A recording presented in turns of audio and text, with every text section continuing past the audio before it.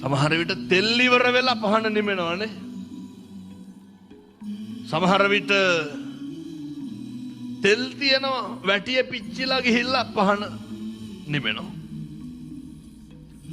සමහරට තෙලුයි වැටියයි දෙකම තියෙනකොට පහන නිමිලා යනවා. ලෙඩ වෙන්නෙත් නැතුව වයසට යන්නෙත් නැතුව මැරෙන්න පුළුවන්.